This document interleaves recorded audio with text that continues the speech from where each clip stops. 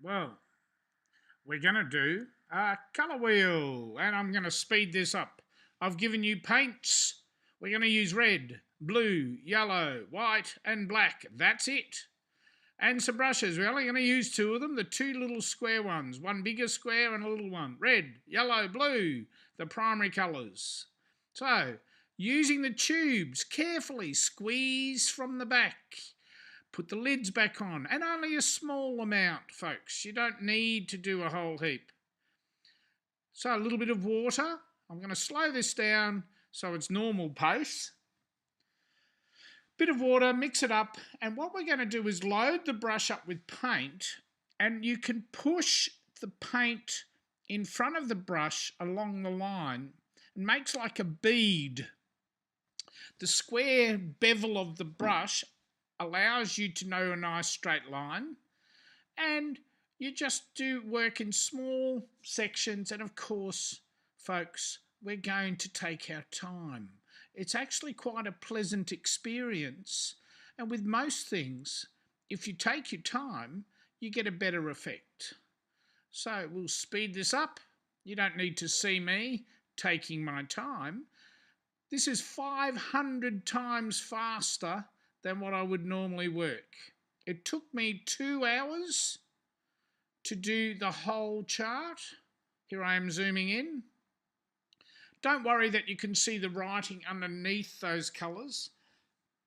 We put the red, and you see it points to a section on the ring that we also paint.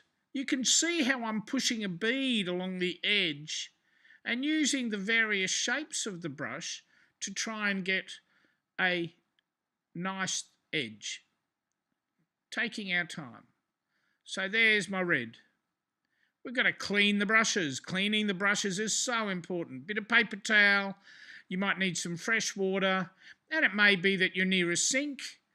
We've got to be nice and neat with this, guys. It's really important. You don't have dribbles everywhere. You make sure things are clean and wiped, ready for the next colour. Now, yellow is a transparent colour. It's quite weak yellow, so we might need to do 2 coats. It's just the nature of the colour that yellow is always the lightest, the weakest. You can see nice sharp edge, and notice how it's neat on the little saucer that I'm using. I use saucers for this sort of stuff rather than a big wooden palette. You can clean them. It forces you to keep neat because you have to keep things together. Washing the brush, paper towel, go get some fresh water. So we have the brush nice and clean. Wipe the space into blue. Blue's a very strong colour, and you can see straight away how much blue can cover things underneath, much more so than yellow or red do. So, of course, blue, nice sharp edge, using the edge of the brush and taking our time. So, the ring has the primary colours, blue, red and yellow. So do the triangles in the middle. Now we have to get ourselves to the stage where we're going to mix. So I'm just going back to normal pace to remind you how slowly I'm doing this and trying to get a nice sharp edge. Now, because we're working, I deliberately started blue. I went to blue last because I want to mix the darker colours first. And we're going to do red and blue. Red and blue, of course, make purple. So, how we mix. This exercise is all about learning how to mix paints. A bit of water. And just notice I'm taking the paint from the edge of the daub of paint that I've put there from the tube. I'm not going straight bang in the middle because I want to use more of that red. You just dirty it up. Here, blue and red makes a dark purple. And you can see that I'm actually twisting the brush with my hands as well as mixing around. So you can see on the end of the brush when the colours are in stripes or streaks, the colours not mixed properly. Mixing colours understanding how colours work when you mix them is a absolutely critical artistic skill, but it's also a life skill because we are surrounded by colour. I'm speeding myself up, and you can see making sure that the purple suits what I want. And it's very hard to see on the camera here because it looks almost black, but I guarantee you it's purple. Getting the edge, and if it's looking slow at 5 times the speed, you can imagine how slowly I'm trying to do that to make sure that I've got it sorted in a nice way. Taking my time, using the edge of the brush, using the bevel of the brush, making sure that the brush is loaded with paint. But remember, you don't want paint up in the wood, up on the section that holds the bristles. What we want is we want the paint on the bristles. So there's no use doing great loading up of great lumps because it'll just fall off. So you keep mixing, and you can see I'm now in the ring. Now what happens here is I want to have 2 different types of purple. I want a reddy purple and a bluey purple. So I have the purple on the ring here, and then I'm going to add one of the primary colours, add a bit more primary colour to that secondary colour, which is the purple. And what that allows me to do is to look at the different examples. So more red, I'm going to make a reddy purple. So they're a tertiary colour. Primary colours, red, blue and yellow. Secondary colours, purple, green and orange. And these tertiary colours, there's names for them, and various paint companies and pigment companies have all sorts of names for them. This is a reddy purple. And then I want to do a bluey purple. Now remember, red is warm, blue is cool. So I can have a cool purple, a bluey purple, or I could have a warm purple, a reddy purple. And you can see why I chose to use purple. I'll point out what the little saucer looks like. It's got paint on it, but it's pretty neat. Have you noticed there's nothing on the table? Things are being looked after. I'm taking my time.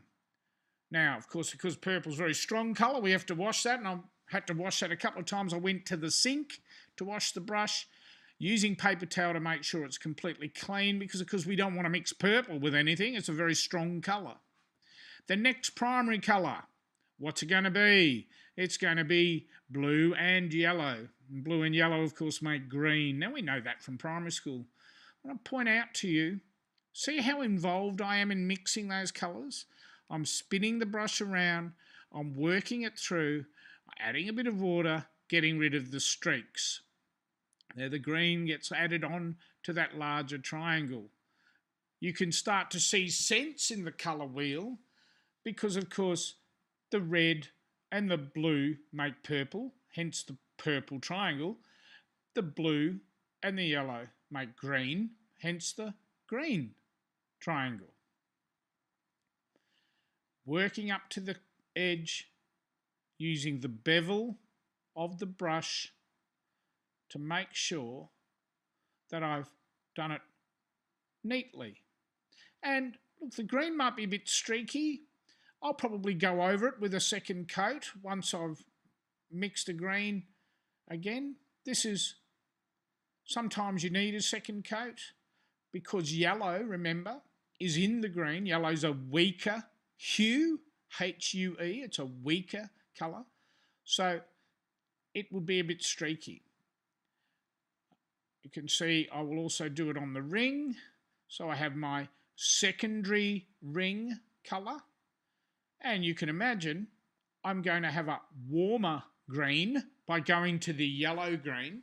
And I will have a cooler green by going to a bluey green. Now, we all know that the ocean is a bluey green. But in the tropics, the ocean can be a yellowy green sometimes. So it's a warmer green. Did you know warm colours stand out and cool colours go backwards? So spinning my brush, making sure it's not streaky, making sure that I've got a nice yellowy green, adding a mix to try and get halfway between the yellow primary and the green secondary. I'm working quite I'm spending time making sure that that colour's right. Remember, this is played at 5 times the speed I'm normally working at. So spinning the brush around, ensuring there's no streaks. This is a really important thing. So it's exactly one colour. Once we've done the mixing, we get the practice of that. Here we go. On the edge, you can see that that's a yellow-green. So it's a good balance between the secondary colour, the green, and the primary colour, the yellow. It's our tertiary colour, yellow-green. Yellow-green is also a colour that we'll see lots in Australia. We have olives, lots of olives, so you'd add a little bit of black to that, which we do in the second exercise. Understanding where the colour is in our world and what it looks like is a very powerful thing. And now bluey green, so my tertiary blue-green colour. I'm not mixing the blue on the yellow-green. I actually left some of the green, the original green there for me to mix.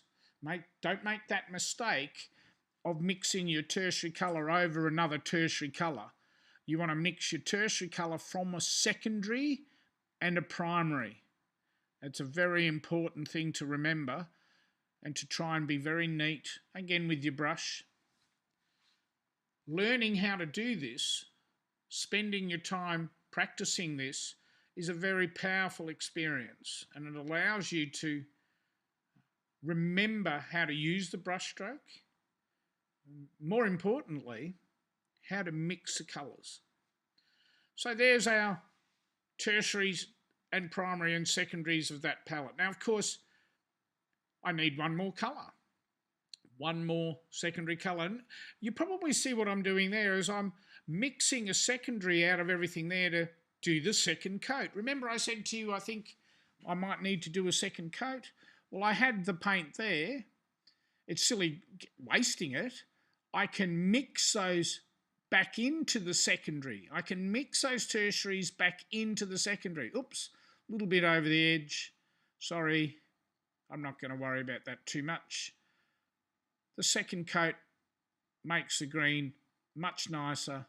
It's not nearly as streaky. So, one more secondary colour to do. Of course, you should know this from primary school, that the mix of yellow and orange, yellow and red becomes orange. And of course, let's clean those brushes, get another bit of water, make sure it's all clean, use your paper towel, because the last thing you need is to mix green with orange. It will be just yucky. Wipe your bench, keep yourself neat. What colour are we doing? Yellow and red, mixing it together. See, I'm taking the paint from the edge. I'm not sure with the yellow, there's not much yellow there. I'll probably have to add a little bit more from a tube. Yeah, there's not quite enough. See, a little bit, just a little bit. Look how much paint's left. We've done all that already. So, and why I did that, because I want to be able to do a yellowy orange, so I want to keep that primary colour for a bit later. So there's my secondary colour, my orange, and I probably don't need to tell you this, but guess what? Orange is a warm colour. Yellow and red are warm colours. You mix them together, you get a warm colour, a warm palette. Warm colours are used in a lot of places. Orange is a pretty freaky colour, and they often dress up prison guards in orange. Certainly orange and yellow figure very clearly on high visibility jackets because they stand out against the sky. We're going to do some work on complementary colours. If you have a look, the blue is opposite the orange on the colour wheel. Yellow is opposite purple. and green is opposite red. The colours clash against each other. They're called complementary colours, and they can be very powerful. Hence, high-vis jackets, orange and blue clash. So we have a blue spectrum when the sun's out, hence the orange. Orange in the ring, and of course then I want to make a yellow orange. It's still going to be a warm, but it would be a cooler orange because it's going towards the cool palette. And then I'll have a much warmer orange by having a red orange. These cool and warm colours are things that we will talk about a little bit more. So here's my reddy orange, making sure it's nicely mixed, looking as if I've got it all established there. Yeah, I might need a little bit more red, just a bit, just a dollop. You can see a tiny little amount, just to give me just a little bit more red. Give it a good mix, twirl the brush around, make sure it's not streaky on the bristles. Load the bristles up, don't worry about the rod, don't worry about the wood, don't worry about the holder of the bristles. Sometimes you can't avoid that. Red, orange, and then of course we'll have yellow, orange.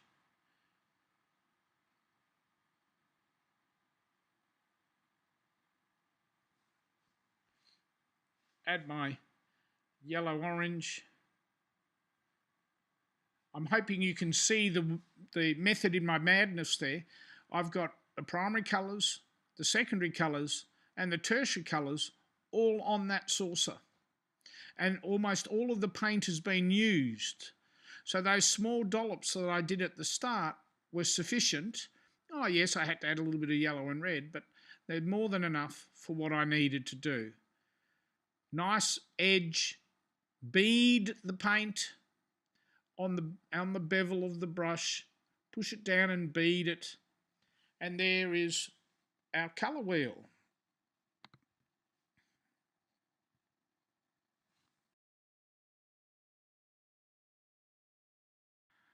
Just touching up the orange here.